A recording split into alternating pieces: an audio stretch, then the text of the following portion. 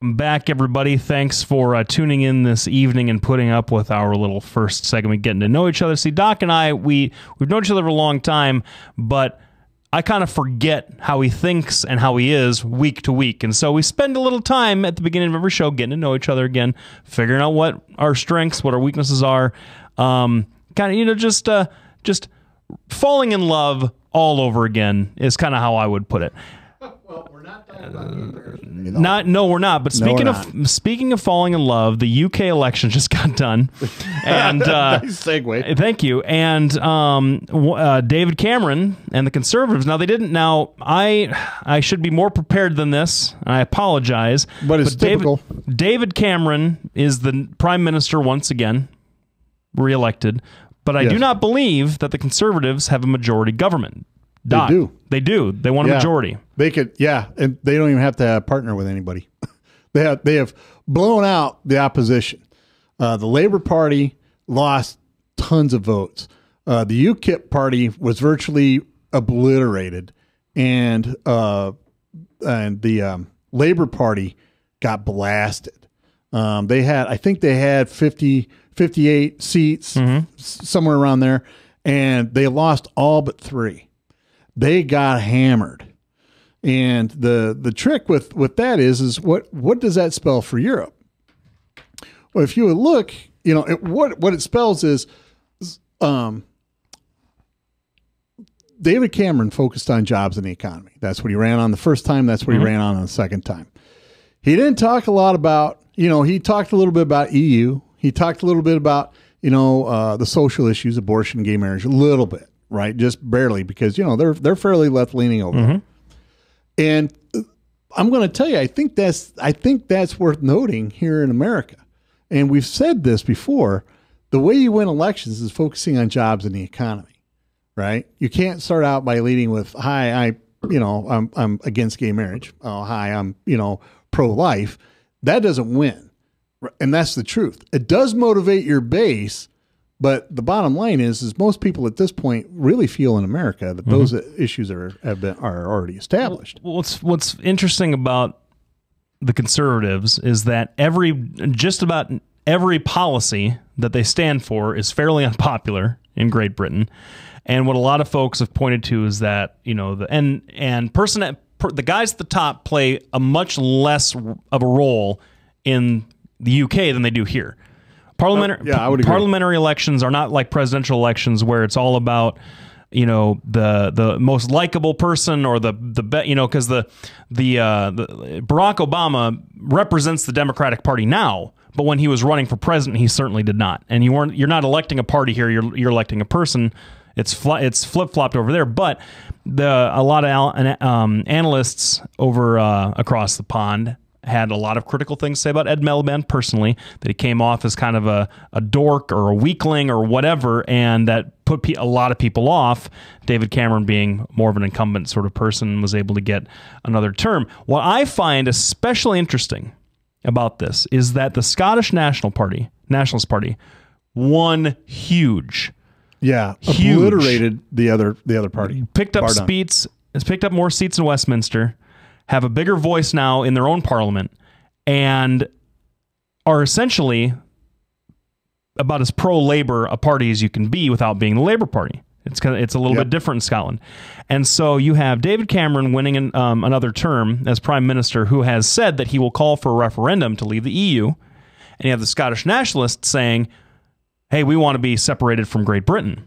Yes. So what I find very interesting is that when they had the referendum last year, the vote to secede or to separate from Great Britain, David Cameron and the Conservatives bent over backwards, promising all kinds of labor-friendly things and please stay, we love you, don't go anywhere, and really they were able to keep Scotland in for with a pretty small margin. But now you see sort of a reaction to that is the Scottish Nationalists taking control. They want to split off. David Cameron wants to split off from the EU.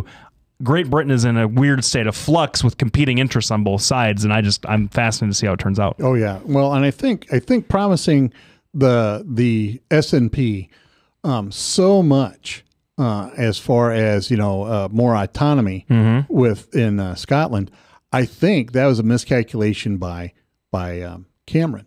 And the reason is I think he thought, well, this is kind of a flash in the pan. It'll be like Quebec because those guys are always voting to leave. And he thought, well, we get it. We get them in together. And then if I win the election, terrific, then I can deal with it. I don't think he anticipated this kind of slide. Now, one of the things people have to watch out for is, maybe I'll just ask you the question. Yeah. You're Lefty. I was going to go off on a tirade. Why do you think Labor and the lefties lost so roundly? I mean, let's look at it. I mean, Francois Hollande in Hollande, yeah, and in France, his party is tied, I think, for either third or fourth. He's having a heck of a time trying to keep control. The Greeks, booted the party in power out, and the Finns, their liberal party is behind. Angela Merkel stomped on the Liberal Party in Germany. So you have all these dominoes falling one after another. Why do you think that's happening? Well, I don't know that. I mean, obviously you can point to it being sort of a pendulum kind of swinging sort of thing. A lot of folks are frustrated with immigration policy in the wider EU, and conservatives are a little more comfortable talking about reining in. And immigration in the European Union is a much more complicated, if you can believe it, difficult problem than it is here. Here, we're trying to figure out how to bring people in and secure the borders and all that, like 2 or 3 moving pieces. In Europe, you have generations of different countries, different policies that were all liberalized 20, 30 years ago to allow free movement among the countries and free immigration and so on and so forth. That's become a big problem for a lot of conservative folks. And it's presented this a social cost. And so what I would say is that you're seeing a little bit of backlash from that. You're seeing the more moderate conservatives kind of pounce on that.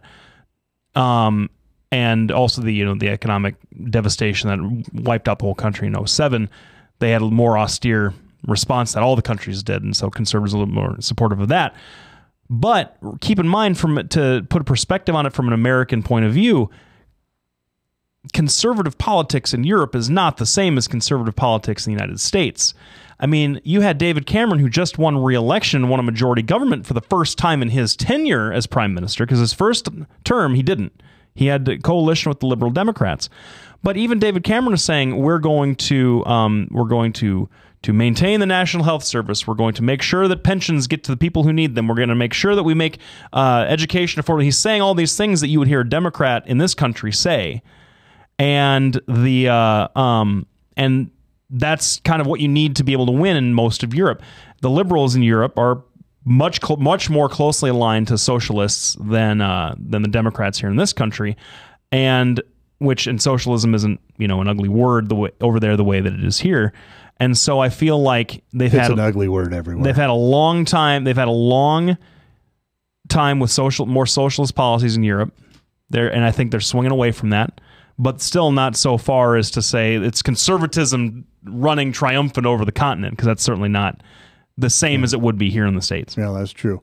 Now, we're going to get back to this conversation of what has led to the downfall of liberalism and socialism in Europe. At this point, we're going to continue our discussion about that. We're going to continue our discussion about the fallout from this election, because there's going to be a lot of negative things going on.